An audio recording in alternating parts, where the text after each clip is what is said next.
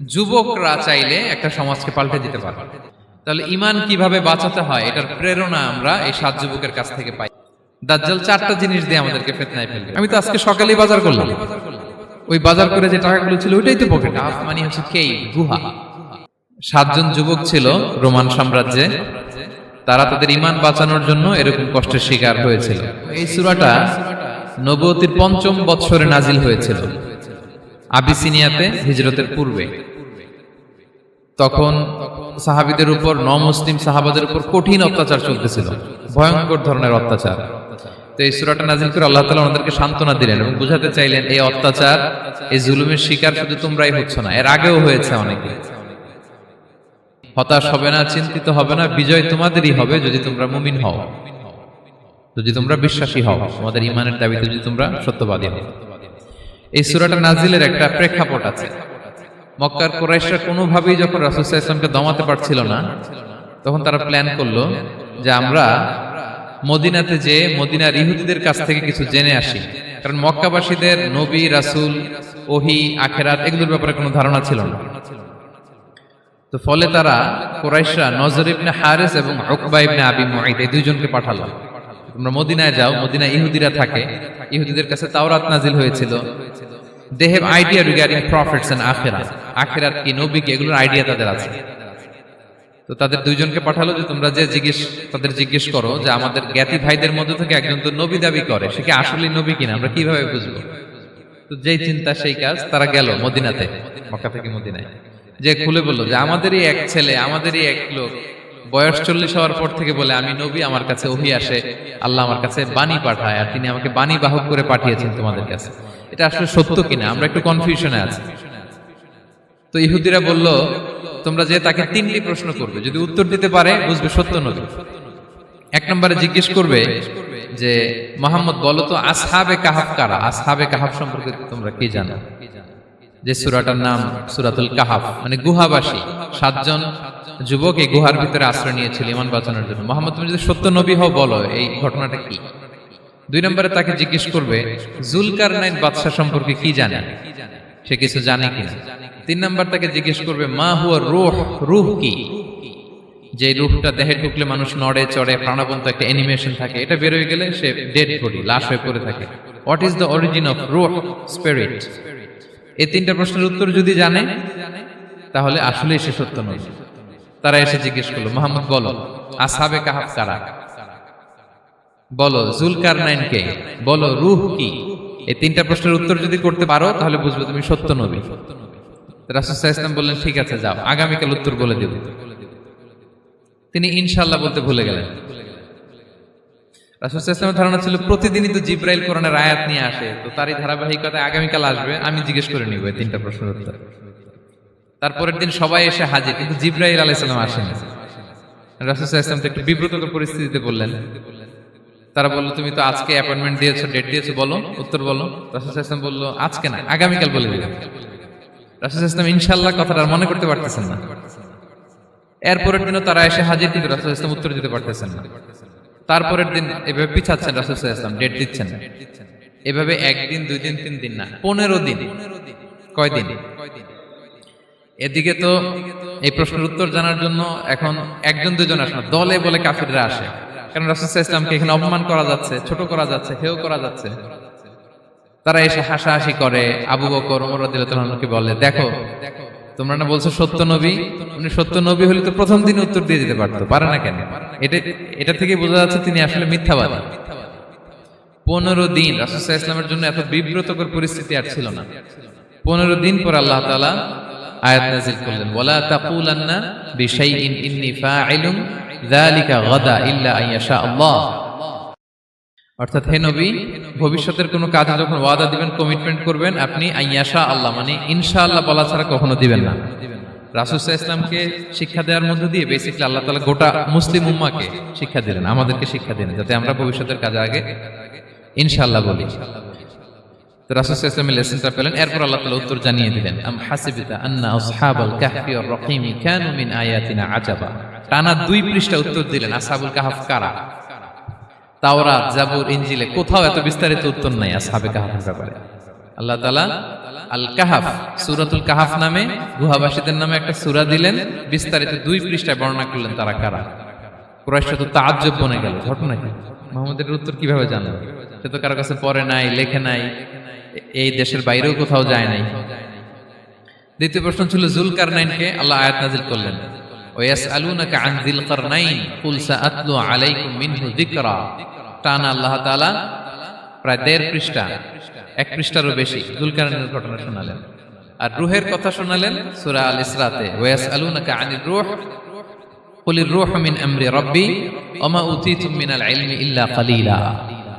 রূহ এটা আল্লাহর স্পেশাল একটা অর্ডার, আল্লাহর আদেশে এটা ঢুকে আল্লাহর আদেশে বের হয়, এটা কেউ ছুঁতে পারে না, ধরতে পারে না, দেখতে পারে না, এটা আল্লাহর পক্ষ থেকে একটা মিরাকেল। 3টা প্রশ্নের উত্তর যখন আল্লাহ তাআলা দিয়ে দিলেন, রাসূল সাল্লাল্লাহু আলাইহি ওয়াসাল্লাম তাদেরকে সাবলীল ভাষায় শুনিয়ে দিলেন, তারা অবাক হয়ে গেল। এইটা হচ্ছে সূরাতুল কাহাফ নাজিল হওয়ার প্রেক্ষাপট। এরকম একটা সিচুয়েশনে নবুয়তির 5ম বছরে আল্লাহ তাআলা এই সূরাটা নাজিল করেছেন। এই সূরার কিছু ফজিলত আছে। রাসূল সাল্লাল্লাহু আলাইহি ওয়াসাল্লাম জুমার দিনে এই সূরাটা আমাদেরকে তেলাওয়াত করতে বলেছেন। আপনারা তেলাওয়াত করেন তো? সূরা কাহাফ যদি জেনে না থাকেন আজকে থেকে করবেন। রাসূল সাল্লাল্লাহু আলাইহি ওয়াসাল্লাম বলেছেন যে জুমার দিনে যে এই সূরা কাহাফ তেলাওয়াত করবে, মান ক্বারাআ সূরাতাল কাহফি ফি ইয়াউমিল জুমআতি আদাআ লাহু মিনান নূরি মা বাইনাল জুমআতাইন। 2 জুমার মাঝখানে আল্লাহ তাআলা এই জুমার সময়টাকে তার জন্য আলোকিত করে দেয়। কি করে দেয়? আলোকিত করে দেয়। একটা নূর তার জন্য সেট করে, এই নূর তাকে হেদায়েতের পথে অবশিষ্ট রাখে। এটা হচ্ছে একটা। তাহলে জুমার দিন আমরা সূরা কাহাফ তেলাওয়াত করব, মনে করি এটা সুন্নাহ। জুমার দিনের সুন্নাহগুলোর মধ্যে থেকে একটা সুন্নাহ হচ্ছে সূরা কাহাফ তেলাওয়াত করা। আবার আরেকটা হাদিসে রাসূল সাল্লাল্লাহু আলাইহি ওয়াসাল্লাম বলেছেন, মান হাফিযা 10 আয়াতিন মিন আউয়ালি সূরাতিল কাহফি উসিমা মিন ফিতনাতিদ দাজ্জাল। যে ব্যক্তি সূরা কাহাফের প্রথম 10 আয়াত মুখস্থ করবে সে দাজ্জালের ফিতনা থেকে মুক্তি পাবে। দাজ্জালের নাম তো আপনারা শুনেছেন, ভয়ঙ্কর ডেঞ্জারাস একটা ক্যারেক্টার। পৃথিবীর শুরু থেকে শেষ পর্যন্ত এর চেয়ে বড় ফিতনা আসেনি, আসবেও না। দাজ্জালের ফিতনা, সে তার এক চোখ থাকবে, আরেক চোখ এরকম বন্ধ থাকবে, এখানে লেখা থাকবে কাফারা।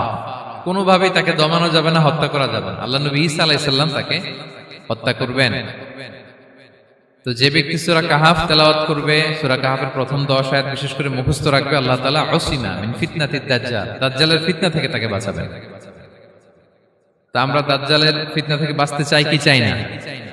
আমরা যেন সূরা কাহাফের প্রথম 10 আয়াত মুখস্থ করি, সূরা কাহাফ যেন জুমার দিন আমরা তেলাওয়াত করি। So now the question arises, what is the relationship of Suratul Kahf with Dajjal? দাজ্জালের সাথে সূরা কাহাফের রিলেশনটার কারণ কি? একটা মেকানিজম তো এখানে আছে। এত সূরা থাকে, রাসূল সাল্লাল্লাহু আলাইহি ওয়াসাল্লাম কেন বলেন যে সূরা কাহাফ পড়লে দাজ্জালের ফিতনা থেকে বাঁচবে? কারণটা কি? এর কারণ হচ্ছে দাজ্জাল আমাদেরকে যে সমস্ত জিনিস দিয়ে ফিতনায় ফেলবে, ওই ফিতনাগুলোর সলিউশন আল্লাহ তাআলা সূরা কাহাফের ভিতরে রেখে দিয়েছেন। বলতেছে এই যে মুদ্রার মধ্যে দেখো কোন সালের সিল দেওয়া, এটা তো শত শত বছর আগে। বলতেছে কি বলে শত বছর আগে? আমি তো আজকে সকালেই বাজার করলাম, ওই বাজার করে যে টাকাগুলো ছিল ওইটাই তো পকেটে। বলতেছে বলে কি? নিশ্চয়ই তুমি গুপ্তধনের সন্ধান পেয়েছো, হিডেন ট্রেজার। বলো, মানে তার সাথে এদের কথাবার্তা কিছু মিলতেছে না। পরে তাকে ধরে ওই সময়কার রাজার কাছে নিয়ে গেছে। ওই রাজা আবার মুসলিম, সবাই মুসলিম তখন। সে যা বলে এরাও কেউ বিশ্বাস করে না, এরাও যা বলে এও বিশ্বাস করে না। আর এলাকা এর বাড়িঘর আসবে কোত্থেকে? এর নাতি পুতি যা আছে 5-6 পুরুষ তো মরে সবাই কবরে। তখন তার কথা শুনে সবাই অবাক। তো এটা মিলানোর জন্য তারা 309 বছর আগের দাকিয়ানুস বাদশার সরকারি যে নথিপত্র, ওই পুরাতন ছিঁড়া নথিপত্র তারা বের করলো। বের করে দেখে ঠিকই দাকিয়ানুস নামে এক বাদশা ছিল, আর অনেক শত শত বছর আগে মোস্ট ওয়ান্টেড 7 জন যুবক ছিল যাদের ব্যাপারে এক্সিকিউশনের অর্ডার ছিল। এখন দেখে তারা অবাক। লম্বা ঘটনা আমি খুব শর্ট করে বলতেছি। পরে সবাই মিলে তাকে সহ ওই গুহায় গেল। গুহায় যাওয়ার পরে সে বাকিদেরকে ডাকতে গুহার ভিতরে ঢুকলো। আল্লাহ তাআলা 7 জনকে ওইখানে মৃত্যু দিয়ে দিলেন। চিরকালের জন্য এই 7 জন ঘুমায় পড়লো। আর এলাকাবাসী রাজা সহ ওইখানে তারা একটা মসজিদ নির্মাণ করলো। This is the story of আসহাবে কাহাফ। তো এলাকাবাসী যদিও মুসলিম হয়েছিল, কিন্তু আখিরাতের ব্যাপারে তাদের একটা সন্দেহ ছিল যে আসলে মানুষ মরার পরে কি আবার জীবিত হবে? মৃত্যুবরণ করার পরে আবার মানুষ জীবিত হবে? তাদের মনের মধ্যে একটা সন্দেহ ছিল যে আসলে মারা গেলে মানুষ আবার উঠতে পারে। তো তাদের এই সন্দেহ দূর করার জন্য আল্লাহ তাআলা এই 7 জনকে 309 বছর ঘুম পাড়িয়ে আবার জীবিত করলেন। সুবহানাল্লাহ বিহামদিহি।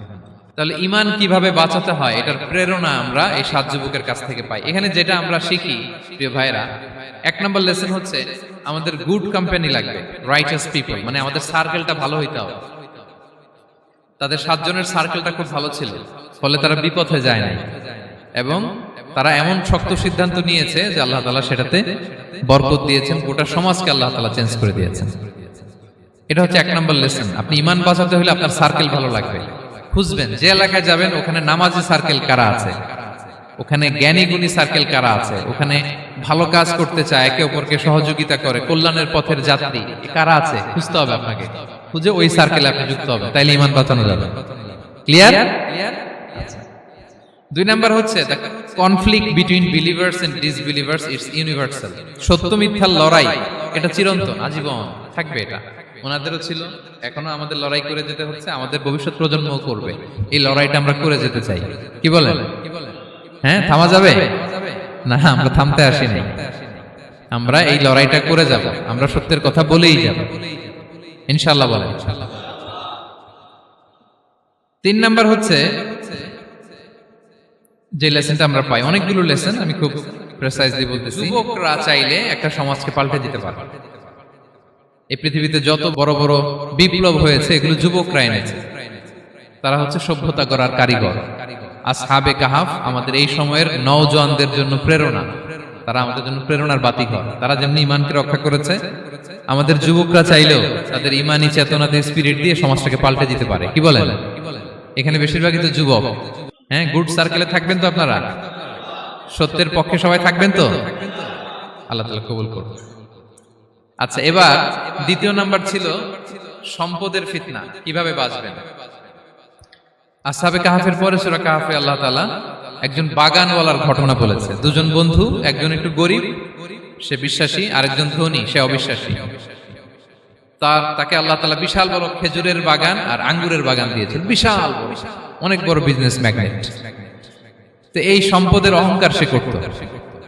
সে প্রায় তার গরিব বন্ধুকে বলতো যে তোর চেয়ে আমার সম্পদও বেশি, সন্তানও বেশি, জনবল বেশি, লোকবল বেশি, অর্থবল বেশি, সব বেশি। অহংকারে তার পা মাটিতে পড়তো না। আর সে আখিরাতে অবিশ্বাস করত এবং সে বলতো যে এই সম্পদ আমারে বাঁচাবে, চিরকাল আমাকে স্মরণীয় করে রাখবে, এই সম্পদ কোনোদিন যাবে না। অনেক বড় বড় ধনীরা আছে, তারা এরকম মনে করে যে আমি এত বড় সিআইপি, হ্যাঁ, আমি এত বড় বিজনেস ম্যাগনেট, এই দিন বোধহয় আর চেঞ্জ হতে পারে না, আমার আজীবনই বোধহয় এত পাওয়ার থাকবে, এত সম্পদ থাকবে। এটা ভুল ধারণা। এটা কি ভুল ধারণা? এই যে তুরস্কে দুর্ভিক্ষ হইল না, আপনারা দেখছেন না যে অনেক সম্পদের মালিক বাড়ি ঘর ভেঙে রাস্তার ফকির। এখন ওই যে রিফিউজিদের জন্য যে খাবার আসছে ওখানে লাইনে দাঁড়াইছে, কারণ এখন লাইনে না দাঁড়ালে খাবারও তো মিলবে না। 1000 কোটি টাকার মালিক ছিল, ভেঙে চুরে সব শেষ। এখন রিলিফের নেওয়ার জন্য দুস্থদের কাতারে ওখানে দাঁড়াইছে, কারণ দাঁড়াইলেই কিছু খাবার পাওয়া যাবে, খিচুড়ি পাওয়া যাবে, তা না হলে তো খাবারটাও মিলবে না। এই যে বঙ্গবাজারে আগুন লাগলো আমাদের বাংলাদেশে, 20টা-25টা দোকান ছিল অনেকের যাদের অন্যান্য বিজনেস আছে তারা হয়তো সার্ভাইভ করতে পারতেছে, কিন্তু এমন অনেক ব্যবসায়ী ছিল সব শেষ, জ্বলে পুড়ে, তার টাকা পয়সা পুঁজি স্বপ্ন সব শেষ। তো ধনীকে গরিব বানাতে আল্লাহর 1 সেকেন্ডও লাগে না। ওই বিশাল প্রাসাদ থেকে টেনে ভাঙ্গা থালা হাতে দিয়ে রাস্তায় নামাইতে আল্লাহর কয় সেকেন্ড লাগে বলেন তো? 1 সেকেন্ডও লাগে না। সো এই লেসনটা কিন্তু আমাদের নিতে হবে। এবং ওই ব্যক্তির নসিবে তাই ঘটেছিল। সে যখন অহংকার করতেছিল, আল্লাহ তাআলা আকাশ থেকে হুসবান একটা আগুন পাঠালেন। ওই আগুন এসে তার আঙ্গুরের বাগান, তার খেজুরের বাগান, বিশাল মাইলকে মাইল এই বাগান জ্বালিয়ে পুরো মুহূর্তের মধ্যে সারখার করে, এবং মুহূর্তের মধ্যে সে পথের ভিখারি, ফকির। এই ঘটনাটা এনে আল্লাহ তাআলা সম্পদশালীদেরকে রিমাইন্ডার দিলেন যে এই সম্পদের ফিতনায় তোমরা পড়ে যেও না। আমরা সম্পদশালী হলে বাস্তবতা অনেক সময় ভুলে যাই। সূরাতুল হুমাযাতে আল্লাহ তাআলা বলেন ইয়াহসাবু আন্না মালাহু আখলাদা। সম্পদশালীরা মনে করে এই সম্পদ আমাকে চিরকাল বাঁচিয়ে রাখবে, চিরকাল বোধহয় এই সম্পদ আমার হাতে থাকবে। না, এটা হাতের ময়লা, আজ আছে কাল নাই, যে কোনো সময় চলে যেতে পারে। এটা হচ্ছে ম্যাটেরিয়ালিস্টিক আউটলুক, বস্তুবাদী চিন্তা থেকে এই আমাদের ধনী ভাইদের এই সমস্যাটা হয়। ভোগবাদী চিন্তার প্রভাব আর কি। সম্পদ যখন হাতে থাকে ধরাকে সরাজ্ঞান করে, মনে করে যে সবই আমার কন্ট্রোলে। না, আপনারে ওই গরিবের কাতারে আনতে, ওই রিলিফের সম্পদ নেয়ার জন্য ওই লাইনে দাঁড় করাইতে আল্লাহর 1 সেকেন্ডও লাগে না। এটা খেয়াল রাখতে হবে। আমরা যখন প্রাইভেট কারে চড়ি, মাঝে মাঝে অনেকে এসে হাত পাতে, এদেরকে ছোট করা যাবে না। গল্পটা আল্লাহ ভিন্ন করতে আল্লাহর 1 সেকেন্ডও লাগে না। ওইদিকে আমি দাঁড়ায় হাত পাততাম আর উনি প্রাইভেট কারে বসে থাকতো। আল্লাহ চাইলে এরকম করতে পারতেন না? পারতেন। তো এখান থেকে আমাদের জন্য শিক্ষা হচ্ছে, সম্পদ এটা ক্ষণস্থায়ী, আজ আছে কাল নাই। এটা ক্ষণস্থায়ী, এটাকে এভারলাস্টিং মনে করা যাবে না। এভারলাস্টিং হচ্ছে আখিরাত। ওয়ালাল আখিরাতু খায়রুল লাকা মিনাল উলা, আখিরাত তোমার জন্য দুনিয়ার চেয়ে শ্রেষ্ঠ। এবং আল্লাহ তাআলা দৃষ্টান্ত একটা দিয়েছেন যে দুনিয়ার জীবনটা হচ্ছে কামা, ওই পানির মতো যেটা আনজালনাহু মিনাস সামা, আকাশ থেকে নাজিল করেছি। ওই পানি ক্ষেতের মধ্যে পড়ে ফসল, ফুল ফসল হয়েছে। এরপরে যখন ফসল কাটা হয়, ওই ক্ষেত খামার এগুলো তৃণলতা হয়ে যায়, ভুসির মতো হয়ে যায়। তখন বাতাসের ঝাপটায় একবার এদিকে যায়, একবার ওদিকে যায়। অনেক লম্বা উপমা, আমি সংক্ষেপে বললাম। তো শেষ আউটপুটটা হচ্ছে এটা, সম্পদ এটা মুহূর্তেই চলে যেতে পারে। সম্পদ উপার্জন জায়েজ আছে, মুসলিমরা সম্পদ উপার্জন করতে পারবে, কোনো অসুবিধা নাই। আপনি যদি ধনী হন এটা ভালো, ফলে আপনি যাকাত দিতে পারবেন, অসহায় দুস্থদের সহায়তা করতে পারবেন, কন্ট্রিবিউট করতে পারবেন। আপনি সম্পদ হাতের মুঠোয় নেবেন, কন্ট্রোল করবেন, কিন্তু এই দিকে স্থান দিবেন না। দ্যাটস ইট, তাহলেই হবে। আমরা সম্পদ কি করতে পারবো? উপার্জন করতে পারবো, কিন্তু হৃদয়ে স্থান দিতে পারবো না। হৃদয়ে স্থান থাকবে আখিরাতের। এই মাইন্ডসেট যদি আপনি গড়ে তোলেন, তাহলে সম্পদের ফিতনা আপনি কখনো করবেন না। এই পয়েন্টটা কি ক্লিয়ার সবার? ক্লিয়ার। 3 নাম্বার ফিতনা ছিল কিসের ফিতনা দেখি কে বলতে পারে? প্রথমটা হচ্ছে বিশ্বাস বা ঈমানের ফিতনা, 2 নাম্বার হচ্ছে সম্পদের ফিতনা, 3 নাম্বার জ্ঞানের ফিতনা। জ্ঞানেরও কিন্তু ইলমেরও একটা গরম আছে। যার ইলম আছে তার মধ্যে এই সমস্যাটা কাজ করে। সেটার জন্য আল্লাহ তাআলা মুসা আলাইহিস সালাম, খিজির আলাইহিস সালামের ঘটনা বলেন। আমি খুব সংক্ষেপে বলবো, সময় কম। মুসা আলাইহিস সালাম হচ্ছে বনি ইসরাইলের নবী, আর খিজির আলাইহিস সালাম কেউ বলেছেন নবী, কেউ বলেছেন আল্লাহর ওলি। আসলে আরবিতে ওনার নাম খদির, আমরা বাংলায় বলি খিজির। খদির মানে সবুজ। উনি যে কোনো জায়গায় বসলে ওখানে মরা গাছ, লতা পাতা এগুলো সবুজ হয়ে যেত। অনুর্বর এলাকার উপর দিয়ে হেঁটে গেলে ওটা উর্বর হয়ে যেত। তো মুসা আলাইহিস সালাম একবার ওয়াজ করতেছেন এইভাবে বনি ইসরাইলের সামনে, খুতবা দিচ্ছেন। হঠাৎ এক লোক দাঁড়ায় বলে, ইয়া নবী আল্লাহ, মান আ'লামু ফিল আরদ, বর্তমান পৃথিবীতে সবচেয়ে জ্ঞানী কে? মুসা আলাইহিস সালাম বলেন, ফাকালা আনা, আমি। কি বললেন? উনি আসলে ভুল কিছু বলেন নাই, কারণ প্রত্যেক জামানার নবীকেই আল্লাহ তাআলা সবচেয়ে বেশি জ্ঞান দিয়ে পাঠান, কারণ তার কাছে ওহীর জ্ঞান আসে, অদৃশ্যের খবর আসে, ইলমুল গায়ব আসে। কিন্তু এই উত্তরটা আল্লাহ তাআলার পছন্দ হয় না। আল্লাহ তাআলা চাচ্ছিলেন মুসা যদি বলতো আল্লাহ তাআলাই জানে কে জ্ঞানী বা আল্লাহই সবচেয়ে জ্ঞানী, এরকম হলে ভালো হতো। কিন্তু মুসা আলাইহিস সালাম কি বলছে? আমি। একজন প্রশ্ন করলো সবচেয়ে বড় জ্ঞানী কে? উনি কি বললেন? আমি। এই যে আমি এটাতে ঝামেলা আছে। আমি বড়, আমি জানি, আমি সব। This is problematic. আল্লাহ এটা পছন্দ করলেন না। আল্লাহ তাআলা মুসা আলাইহিস সালামকে বললেন, মুসা তুমি যে বলছো তুমি জ্ঞানী, না তুমি জ্ঞানী না, তোমার চেয়ে বড় জ্ঞানী আছে। মুসা আলাইহিস সালাম বলে, তাই নাকি? আমার চেয়ে বড় জ্ঞানী কে? তো আল্লাহ তাআলা বললেন, ইযহাব ইলা মাজমাইল বাহরাইন, 2 সাগর বা 2 নদীর মিলনস্থলে যাও, ওখানে আমার এক বান্দা আছে তোমার চেয়েও জ্ঞানী। মুসা আলাইহিস সালাম বললেন, তাই নাকি? তো আল্লাহ আমি কিভাবে চিনি উনি কোথায় থাকে, কিভাবে বুঝবো? আল্লাহ বললেন, একটা বড় মাছ নাও, এটাকে ফ্রাই করো, এটাকে ফ্রাই করে একটা ঝুড়ির ভেতরে নাও, যেখানে এই মাছটা সাগরে ঢুকে যাবে ওখানে আমার বান্দাকে পাবে। তো উনি ওনার সহযোগী ইউশা ইবনে নুনকে নিয়ে হাঁটতে লাগলেন। হাঁটতে হাঁটতে এক জায়গায় ক্লান্ত হয়ে পাথরের পাশে বিশ্রাম নিলেন। ওই পাথর থেকে আবার এক ধরনের পানি বের হয়, এই পানিটারে বলে আবে হায়াতের পানি, মাউল হায়াত, জীবন নদীর পানি। এই পানি কোনো মৃত প্রাণী বা বস্তুর গায়ে লাগলে ওটা জীবিত হয়ে যায়। তো ওনারা পাথরে হেলান দিয়ে বিশ্রাম নিচ্ছিলেন। ওই পানি ওই ফ্রাই করা মাছের গায়ে লাগার সাথে সাথে মাছ জীবিত হয়ে ঝুড়ি থেকে বের হয়ে সাগরে ঢুকে গেছে। ওনারা আর খেয়াল করেন না। এরপর আবার হাঁটতে লাগলেন। হাঁটতে হাঁটতে যখন ক্লান্ত শ্রান্ত, তখন বলে, এই ইউশা, আমাদের ওই মাছ, ফ্রাই মাছটা দাও, এখন খাই। ঝুড়ি খুলে দেখে মাছ নাই। মাছ গেল কোথায়? তখন ইউশা বলল, হয়তো আমরা যে পাথরের ওখানে বিশ্রাম নিয়েছিলাম ওখানে আমরা মিসিং, ওখানে হারাই ফেলছি। চলো চলো, আরে ওদিকে তো যাইতে হবে আমাদের। উনি গেলেন, যে দেখে মাছ যে জীবিত হয়ে বালুর এদিকে নাড়াচাড়া করতে করতে সাগরে ঢুকে গেছে, ওখানে দাগ আছে। মুসা আলাইহিস সালাম ঢুকলেন সুরঙ্গ, ঢুকে দেখে চাদর গায়ে দিয়ে এক লোক শুয়ে আছে। সালাম দিলেন, আসসালামু আলাইকুম। ওই লোক চাদর আর সরায় না, ভিতর থেকে বলতেছে ওয়ালাইকুম আসসালাম। তো চাদরের ভিতর থেকে উনি বলে মান আন, তুমি কে? মুসা আলাইহিস সালাম বললেন আনা মুসা, আমি মুসা। উনি বলেন মুসা বনি ইসরাইল, বনি ইসরাইলের মুসা? বললেন হ্যাঁ। কেন এসেছো? এবার চাদর খুললেন, বলতেছে আপনার কাছ থেকে কিছু শিখতে আসছি। আল্লাহ বলছে আপনি নাকি সবচেয়ে বড় জ্ঞানী। আমি ভুল করে বলে ফেলছিলাম আমি, আল্লাহ বলছেন যে আপনি নাকি জ্ঞানী। বলতেছে না, তুমি আমার জ্ঞান নিতে পারবে না, ওই ধৈর্য শক্তি তোমার নাই। মুসা আলাইহিস সালাম বললেন যে আপনি যে কোনো শর্তে আমাকে একটু রাখেন কয়েকদিন, আপনার সাথে আমি রাজি। বললেন না, তুমি পারবে না। মুসা আলাইহিস সালাম জোর করতে লাগলেন, অবশেষে খিদির আলাইহিস সালাম রাজি হলেন। বললেন শর্ত হচ্ছে আমি যাই করি আর না করি আমাকে কোনো প্রশ্ন করা যাবে না। মুসা আলাইহিস সালাম বললেন ওকে। সফর শুরু হলো। সামনে নদী, এক লোক তাদের নৌকা দিয়ে নদী পার করায় দিল। নদী পারাপারের পর খিজির আলাইহিস সালাম লাঠি দিয়ে নৌকার তলাটা ছিদ্র করে দিলেন। মুসা আলাইহিস সালাম বললেন ইন্না লিল্লাহি, এটা আপনি কি করলেন? ওরা আমাদেরকে নদী পার করে দিল, আর যে ভাড়াটা আসছিল এটাও নিল না, আমাদেরকে সম্মান দেখালো, আপনি নৌকা ছিদ্র করে দিলেন। খিজির আলাইহিস সালাম বলছে এই যে আমি বলছিলাম না তুমি ধৈর্য ধারণ করতে পারবে না, যাও তোমার রাস্তায় তুমি আমার রাস্তায় নেও। মুসা আলাইহিস সালাম আবার ক্ষমা চাচ্ছেন যে আপনি আমার ক্ষমা করেন, আমি তো ভুলে গেছি, আর প্রশ্ন করবেন না। চলতে লাগলেন। হঠাৎ বাচ্চারা খেলতেছে, এক বাচ্চাকে ধরে হত্যা করলেন খিজির আলাইহিস সালাম। এবার তো মুসা আলাইহিস সালাম রেগে গেছে, আপনি করলেনটা কি?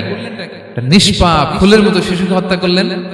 খিজির আলাইহিস সালাম বলে এই যে আমি জানতাম যে তুমি ধৈর্য ধারণ করতে পারবে না, তোমার রাস্তা এক আমার রাস্তা এক, যাও। এবার মুসা আলাইহিস সালাম করজোর করতেছে যে this is the last chance, একটা ফাইনাল চান্স দেন, একটা সুযোগ দেন, আর আমি প্রশ্ন করব, এটাই লাস্ট। বলেন ওকে ঠিক আছে। হাঁটতে হাঁটতে এক ইহুদি বসতির সামনে যে হাজির, দুজনই খুব ক্ষুধার্ত, খাবার চাইলো, এরা আবার কৃপণ, খাবার দিল না। তো খিজির আলাইহিস সালাম বললেন ঠিক আছে, খাবার যেতে দিচ্ছেন আমরা চলে যাই। যাওয়ার পথে দেখতেছে এই এলাকার একটা দেয়াল ভেঙে পড়ে যাবে। তিনি বললেন মুসা চলো এটা ঠিক করে দেই।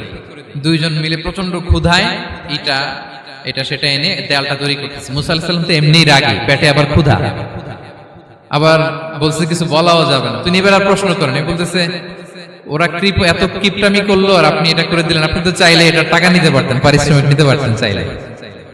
এই কথা বলার পর খিজির আলাইহিস সালাম বললেন হাযা ফিরাকু বাইনি ওয়া বাইনি, এখানেই তোমার আর আমার সেপারেশন, আর সামনে আগানো যাবে না, তোমার কোনো ধৈর্যই নেই। তো এতটুকু তোমাকে আমি বলি যে আমি একটাও আল্লাহর আদেশ ছাড়া করি নাই, আল্লাহর আদেশে আমি করেছি। কি? এক নম্বর হচ্ছে ওই যে আমাদের ভাড়া নিতে চাইলো না, আমাদেরকে পার করে দিল, নৌকাটা ছিদ্র করেছি কারণ এই এলাকায় একজন জালিম বাদশা আছে, সে নৌকা পেলেই গরিব মাঝিদের নৌকা সিজ করে নিয়ে যায়। তো এটাকে যখন তলায় ছিদ্র করে দিছি, এই রাজার লোকেরা এসে দেখবে যে এটা তলা ছিদ্র, তো পানি ঢুকতেছে, এটা নিবে না, ওরা পরে সামহাও এটা রিপেয়ার করে চালাইতে পারবে। মুসা আলাইহিস সালাম বলে সুবহানাল্লাহ, তাই তো, এটা তো আমি বুঝতে পারি নাই। আর ওই ছোট শিশুটাকে হত্যা করছি, ও অনেক বড় জালিম হবে এলাকা, তার ফিতনায় এলাকাবাসী তটস্থ থাকবে, সে তার মা বাবাকেও জাহান্নামে নেবে, এজন্য আল্লাহ তাআলা আদেশ দিয়েছেন আমাকে, আল্লাহর আদেশে আমি তাকে হত্যা করেছি। মুসা আলাইহিস সালাম বললেন তাই তো, এটা তো অনেক ভালো কাজ করছেন। তাইলে তো বলতেছে তাহলে ওইটা বলেন, খাবারও দিল না, এত কৃপণ, এদের দেয়াল কেন ঠিক করতে গেলেন আপনি? তখন তিনি বললেন যে আসলে এটা একটা ইয়াতিমদের ঘর ছিল, দুইটা ইয়াতিম শিশু, তাদের বাবা মা খুব ভালো ছিল, আর এই দেয়ালের নিচে আছে গুপ্তধন, এই দেয়ালটা পড়ে যাবে, এই গুপ্তধন তারা ছোট মানুষ নিতে পারবে না, এলাকাবাসী তাদেরকে বঞ্চিত করে নিয়ে যাবে। আমি দেয়াল গড়ে দিলাম যাতে করে তারা যখন প্রাপ্তবয়স্ক হয় নিজেদের সম্পদ নিজেরা বুঝে নিতে পারে। সুবহানাল্লাহ বিহামদি।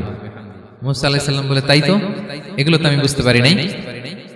তো এই ছিল খুব সংক্ষিপ্ত পরিসরে মুসা আলাইহিস সালাম খিজির আলাইহিস সালামের ঘটনা। তো রাসূল সাল্লাল্লাহু আলাইহি ওয়াসাল্লাম বুখারীতে একটা চমৎকার কথা বলেছেন, তিনি বলেছিলেন ওয়াদিদনা আন্না মুসা সাবার হাত্তা ইউকাসা আলাইনা মিন আমরিহিমা। রাসূল সাল্লাল্লাহু আলাইহি ওয়াসাল্লাম বলেছিলেন ইস, আমার ভাই মুসা যদি আরেকটু ধৈর্য ধরতো তাহলে আরো কিছু অজানা তথ্য আমরা জানতে পারতাম। এখান থেকে, এই ঘটনা থেকে আমরা কি শিখলাম? প্রথম যেটা আমরা শিখলাম, জ্ঞান নিয়ে বড়াই করতে নেই, ঠিক কিনা? জানার কোনো শেষ নেই, জাননেওয়ালার উপরও জাননেওয়ালা আছে, জ্ঞানীর উপরও জ্ঞানী আছে। আপনি কিছু জেনেই মনে করবেন না আমি সব জানি, আপনার চাইতেও বেশি জ্ঞানী অনেকে আছে। অনেক সময় বক্তার চাইতেও শ্রোতারা অনেক জ্ঞানী। হয়তো এখানে এমন অনেক জ্ঞানী লোক আছে যার ধারে কাছেও আমরা কেউ নেই, হতে পারে। সো আমি সব জানি, এটা ভুল, এটা শয়তান বলে। এটা কে বলে? শয়তান বলে। আবু নাওয়াস একটা কবিতা লিখেছেন, ওয়াকুল লিমান ইয়াদঈ ফিল ইলমি ফালসাফাতান হাবাসতা শাইআন ওয়া গাবাত আনকা আশিয়াউ। কেউ যদি বলে আমি সব জানি, তুমি তাকে বৃদ্ধাঙ্গুলি দেখিয়ে বলো আপনি কিছুই জানেন না, আপনি অল্প কিছু জেনেছেন, জানার এখনো অনেক বাকি। তাহলে মুসা আলাইহিস সালামের এই ঘটনা জিজ্ঞেস করা হলো কে জ্ঞানী, উনি বললেন আমি জ্ঞানী। এরকম কি আমরা কখনো বলবো? না। সবচাইতে বড় জ্ঞানী কে? ওয়া ফাওকা কুল্লি যী ইলমিন আলিম। সবচাইতে বড় জ্ঞানী আল্লাহ তাআলা। সো জ্ঞান নিয়ে আমরা অহংকার করব না। 2 নম্বর যে শিক্ষাটা আমরা পাই, ওই যে নৌকা দিয়ে পারাপার হচ্ছিল, তখন একটা চড়ুই পাখি এসে সাগরের মধ্যে মুখ দিয়েছিল। তো খিজির আলাইহিস সালাম বললেন, মুসা তুমি কি চড়ুই পাখিটা দেখতে পাচ্ছ? হ্যাঁ দেখতে পাচ্ছি। চড়ুই পাখিটা যে সাগরে মুখ দিলে দেখতে পাচ্ছ? হ্যাঁ দেখতে পাচ্ছি। তখন খিজির আলাইহিস সালাম বললেন, চড়ুই পাখিটা সাগরে মুখ দিয়ে পানি খাওয়ার পরে চড়ুই পাখির ঠোঁটে বা চঞ্চুতে যতটুকু পানি লেগে আছে, এই পানিটা হচ্ছে তোমার, আমার এবং মহাবিশ্বের আমাদের সকলের জ্ঞান। আর এই মহাসাগরের সকল পানি হচ্ছে আল্লাহ তাআলার জ্ঞান। আল্লাহ তাআলা বলেছেন, ওমা উতিতু মিনাল ইলমি ইল্লা কালিলা। আমি তোমাদেরকে একেবারে অল্প জ্ঞান দিয়েছি, একেবারে অল্প। এই রহস্যে ঘেরা এই মহাবিশ্বের অনেক কিছু আমাদের অজানা। প্রিয় ভাইরা, আমরা অনেক কিছু জানি না, আমাদের এই লিমিটেড নলেজে এগুলো ধরে না, তারপর আমরা জ্ঞানের বড়াই করি।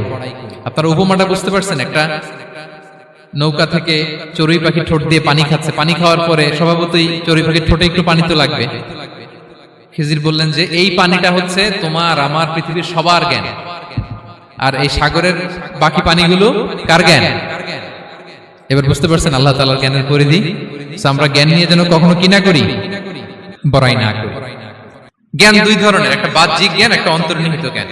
External knowledge, internal knowledge. আমরা যখন কোরআন হাদিস পড়ি আমাদের বাহ্যিক জ্ঞান অর্জন হয়। কোরআন হাদিস পড়লেই আপনি জ্ঞানী হয়ে যান। এটা কোরআন হাদিস পড়তে হয়, এটা ডাইজেস্ট করতে হয়, এটার উপর আমল করতে হয়। এই জ্ঞান অর্জন শেষে এরপরে আল্লাহর প্রিয় বান্দাদেরকে আল্লাহ অন্তরে ইলমের নূর দেন, ইলহাম দেন। That is the knowledge, that is the pure knowledge. আপনি হাফেজে কোরআন হয়ে ভাবেন না আপনি সব জানেন, আপনি বুখারী মুখস্থ করে ভাবেন না সব জানেন। এই সব জ্ঞান অর্জন করার পরে ইলমের নূর হাসিল হয়, সেটা আল্লাহ সবারে দেয় না। সো এই অন্তর্নিহিত জ্ঞান, দূরদৃষ্টি, farsightedness, that is the pure knowledge. এটার জন্য বছরের পর বছর, যুগের পর যুগ সাধনা করতে হয়। সেটার জন্য এই জ্ঞান অর্জনের জন্য 3টা জিনিস করতে হয় ইলমের নূর অর্জনের জন্য। কয়টা? 1 হচ্ছে বিনয়, 2 হচ্ছে সফর, 3 হচ্ছে সবর। আবার বলি, 1 হচ্ছে বিনয়, 2 হচ্ছে সফর, 3 হচ্ছে সবর। আল্লাহ তাআলা আল্লাহর নবীকে তাওরাত দেওয়ার পরেও আরো ট্রেনিং সেশন করাইছেন খিজির আলাইহিস সালামের কাছে। যাও, ওনার কাছে গেলে তুমি ছোট হবা, নত হবা। জ্ঞান যদি আমি নিতে চাই আমাকে ছোট হইতে হবে। ধরেন একটা গ্লাস থেকে একটা খালি গ্লাসে পানি ঢালবো, তো যেটাতে নেওয়া হবে এটা উপরে থাকলে হবে? যে গ্লাসটার মধ্যে পানি আছে এটা উপরে থাকবে, ওইটা ব্ল্যাঙ্ক গ্লাসের মধ্যে পড়বে।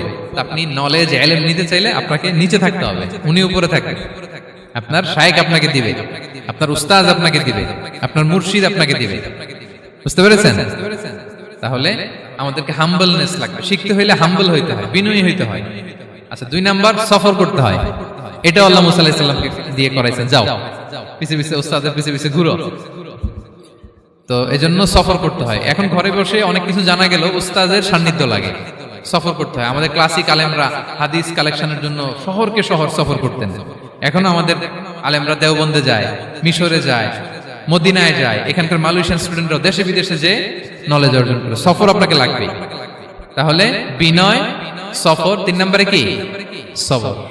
ধৈর্যশীল হইতে হবে। দেখেন মুসা আলাইহিস সালাম বারবার প্রশ্ন করে ফেলতেছেন, বারবার ওয়াদা ভঙ্গ করতেছেন। এরকম করলে হবে না, ধৈর্য লাগবে। ধৈর্যের বলে বলিয়ান হলে তখনই আপনার মধ্যে ইলম আসবে। তাহলে জ্ঞানের ফিতনায় পড়ার আর আমাদের কোনো সম্ভাবনা আছে? আমরা বিনয়ী হব, আমরা জ্ঞান আল্লাহর দিকে ফিরাই দেব। আমরা বলবো উনি সবচেয়ে ভালো জানেন। পারা যাবে তো ইনশাআল্লাহ? আচ্ছা, আমি একেবারে শেষ পর্যায়ে চলে আসছি, 2 মিনিটের মধ্যে শেষ করে দিচ্ছি। 3 নাম্বার ছিল কিসের ফিতনা? 4 নাম্বার ক্ষমতার ফিতনা। এই ফিতনা থেকে বাঁচার জন্য সর্বশেষ আল্লাহ তাআলা যুলকারনাইনের ঘটনা বলেছেন। অনেক বড় বাদশা ছিলেন। পৃথিবীতে 4 জন বাদশা গোটা বিশ্ব শাসন করেছেন। 2 জন কাফির, 2 জন মুমিন। কাফির একজন হচ্ছে নমরুদ, যিনি ইব্রাহিম আলাইহিস সালামকে আগুনে ফেলেছিলেন। আরেকজন হচ্ছে বখতে নাসার, যাকে ইংরেজিতে বলে নেবুচারনেজার দ্য সেকেন্ড, দ্বিতীয় নেবুচারনেজার। তারা কোনো নির্দিষ্ট এরিয়ার বাউন্ডারির বাদশা না, গোটা বিশ্বের বাদশা ছিলেন এই দুজন কাফের। আর দুইজন বাদশা ছিলেন গোটা বিশ্বকে শাসন করেছেন, তারা ছিলেন মুমিন। একজন হচ্ছে সুলাইমান আলাইহিস সালাম, আল্লাহর নবী। আরেকজন হচ্ছে যুলকারনাইন, গোটা বিশ্ব শাসন করেছেন, প্রাচ্য থেকে পাশ্চাত্য সব জায়গায় তিনি গিয়েছেন, ইসলামের বাণী প্রচার করেছেন, জালিমদেরকে শায়েস্তা করেছেন। তো এরকম দিক বিদিক তিনি জয় করতেছিলেন। অনেকে যুলকারনাইনকে আলেকজান্ডার দ্য গ্রেটের সাথে গুলিয়ে ফেলে না, ম্যাসিডোনিয়াতে যে আলেকজান্ডার দ্য গ্রেট ছিল, উনি আর যুলকারনাইন এক নন। যুলকারনাইন হচ্ছে আল্লাহ তাআলার প্রিয় একজন বান্দা, অনেক বড় সাহসী বীর পুরুষ ছিলেন, গোটা বিশ্বে ইসলাম প্রচার করেছেন। করতে করতে করতে করতে অনেক বড় ঘটনা, আমি সব শেষের ঘটনাটা বলি। উনি জর্জিয়া, বর্তমান যে জর্জিয়ার তিবলিসি এরিয়া, এখানে এসে একটা এলাকার সন্ধান পেলেন, যারা ওনাকে এসে বলল যে এখানে একটা জঙ্গলি গ্রুপ আছে যাদের নাম ইয়াজুজ মাজুজ, তারা এসে আমাদের উপর হামলা করে। হে যুলকারনাইন, আমরা আপনাকে ট্যাক্স কালেক্ট করে দিচ্ছি, আপনি তাদের মাঝে আর আমাদের মাঝে একটা প্রাচীর তৈরি করে দেন। আপনারা ইয়াজুজ মাজুজের নাম শুনেছেন না? ইংরেজিতে বলে গগ ম্যাগগ। নূহ আলাইহিস সালামের 4 সন্তান ছিল, হাম, সাম, ইয়াফাস, কানাআন। এই ইয়াফাসের বংশধর হচ্ছে ইয়াজুজ মাজুজ, জঙ্গলি, হাজার হাজার শুধু বংশ বিস্তার করে। তারা এসে লোকালয়ে মানুষের উপর আক্রমণ করে, তাদের গবাদি পশু এগুলো ছিনিয়ে নেয়, ফলমূল খেয়ে ফেলে। তো যুলকারনাইন বাদশার কাছে যখন বিচার দেওয়া হলো, উনি বললেন ঠিক আছে, তোমাদের ট্যাক্স দেয়া লাগবে না, তোমরা শারীরিক পরিশ্রম করে আমাকে সাহায্য করো। তো উনি বর্তমানে হচ্ছে এক পাশে কৃষ্ণ সাগর, ব্ল্যাক সি, আরেকদিকে কাস্পিয়ান হ্রদ বা কাস্পিয়ান সাগর, এর মাঝখানে 1200 কিলোমিটার লম্বা মাউন্টেন রেঞ্জ, পাহাড়ি এরিয়া, আপনারা গুগলে দেখবেন। এইখানে দুই পাহাড়ের মাঝখানে ফাঁকা জায়গায় তিনি বড় বড় লোহার পাত প্রথিত করলেন, গেড়ে দিলেন। এরপরে তামা, সীসা গালিয়ে বিশাল একটা ওয়াল তৈরি করলেন। এটা যুলকারনাইন উনার বানানো ওয়াল বা ড্যাম, প্রাচীর। এখন আর ইয়াজুজ মাজুজ আসতে পারে না, ওরা আর আসতে পারে না। ওরা প্রতিদিন এটা ভাঙার চেষ্টা করে, কিন্তু ভাঙতে ভাঙতে আরেকটু ভাঙলেই ভেঙে যাবে। ওরা বলে আগামীকাল ভেঙে ফেলবে, ইনশাল্লাহ বলতে ভুলে যায়। এজন্য এরপরের দিন এসে দেখে আবার এটা আগের মতো হয়ে আসছে। কিয়ামতের আগ দিয়ে ওদের মধ্যে এই ইনশাআল্লাহর প্রেরণা আসবে।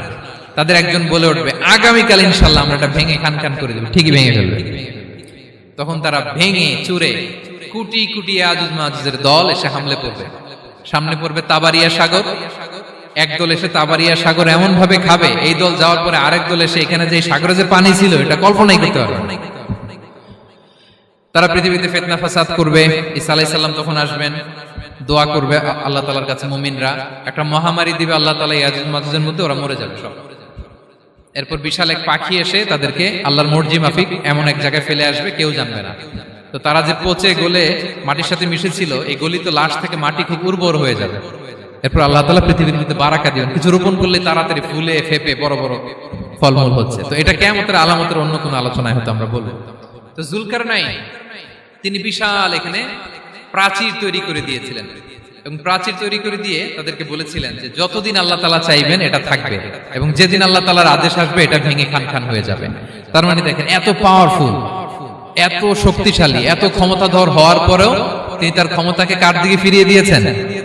যে আল্লাহ যতদিন চাইবে এই প্রাচীর টিকে থাকবে, যেদিনই আল্লাহ তাআলার আদেশ আসবে এই প্রাচীর ভেঙে খান খান হয়ে যাবে। সো আমরা ক্ষমতার দেখা পেলে, চেয়ার একটা পেলে, আমরা যেন জালিম হয়ে না উঠি, এটা হচ্ছে এখান থেকে শিক্ষা। আমরা যেন জুলুম না করি। উনি সম্পদের মালিক ছিলেন, ক্ষমতার মালিক ছিলেন, কিন্তু উনি যে আল্লাহর বান্দা এটা ভুলে যান নাই। আমরা যখন ক্ষমতাশীল হই, আমরা যখন প্রধানমন্ত্রী হই, আমরা যখন প্রেসিডেন্ট হই, আমরা যখন পাওয়ারফুল হই, আমাদের সবচেয়ে বড় পরিচয় যে আমরা আব্দুল্লাহ, আল্লাহর গোলাম, এটা আমরা ভুলে যাই। আমাদের আসল পরিচয় কি? আমরা আল্লাহর গোলাম। আমরা যে আল্লাহর গোলাম, এই চিন্তাটা, এই সেন্সটা যদি আমাদের মাথায় থাকে, তাহলে ক্ষমতা আমাদেরকে দাম্ভিক বানাতে পারে না, আর ওই ক্ষমতা আমাদেরকে ফিতনায়ও ফেলবে না। তাহলে সম্মানিত সুধী, দাজ্জাল কয়টা জিনিস দিয়ে আমাদেরকে ফিতনায় ফেলবে? 4টা। দ্য ট্রায়াল অফ ফেইথ, ইমানের পরীক্ষা; দ্য ট্রায়াল অফ ওয়েলথ, সম্পদ দিয়ে পরীক্ষা; দ্য ট্রায়াল অফ নলেজ, জ্ঞানের পরীক্ষা; দ্য ট্রায়াল অফ পাওয়ার, ক্ষমতার পরীক্ষা। আর ইমানের পরীক্ষায় উত্তরণের জন্য আল্লাহ তাআলা আমাদেরকে এই সূরায় আসহাবে কাহফের ঘটনা শুনিয়েছেন, যে 7 জন যুবক তারা তাদের ইমানকে হেফাজত করেছিল। সম্পদের ফিতনা থেকে বাঁচানোর জন্য আল্লাহ তাআলা আমাদেরকে এক বাগানওয়ালার কাহিনী জানিয়েছেন, যে সম্পদ পেয়ে তোমরা দাম্ভিক হয়ে যাও না, এটা আজ আছে কাল থাকবে না। জ্ঞানের পরীক্ষা থেকে আমাদের মুক্তির জন্য আল্লাহ তাআলা অনেক বড় করে আল্লাহ নবী মুসা আলাইহিস সালাম এবং খিজির আলাইহিস সালামের ঘটনা শুনিয়েছেন, আমাদের বুঝিয়েছেন যে আমাদেরকে বিনয়ী হতে হবে, জ্ঞানের জন্য সফর করতে হবে এবং সবর করতে হবে। সবশেষে আল্লাহ তাআলা ক্ষমতার ফিতনা থেকে বাঁচানোর জন্য ক্ষমতাধর, আমরা তো একটা দেশের মালিক হই এখন, অমুক দেশের প্রেসিডেন্ট, অমুক দেশের প্রধানমন্ত্রী, উনি গোটা বিশ্বের প্রতাপশালী রাজা ছিলেন জুলকারনাইন, তারপরেও উনি যে আব্দুল্লাহ, উনি যে আল্লাহর গোলাম, এটা তিনি ভুলে যাননি। তাহলে এইভাবে যদি আমরা এই ফিতনাগুলো থেকে বাঁচার চেষ্টা করি তাহলে এই ফিতনা থেকে আমরা বেঁচে থাকতে পারবো, এবং দাজ্জাল যদি এই মুহূর্তেও আসে সে আমাদেরকে বিভ্রান্ত করতে পারবে না। পারবে? পারবে না ইনশাআল্লাহ। ইনশাআল্লাহ বলেন। আর ভবিষ্যতের সব কাজের আগে আমরা সবসময় কি বলবো? মনে থাকবে সবার? আল্লাহ তাআলা আমাদের সবাইকে কথাগুলো বোঝার ও আমল করার তৌফিক দান করুক।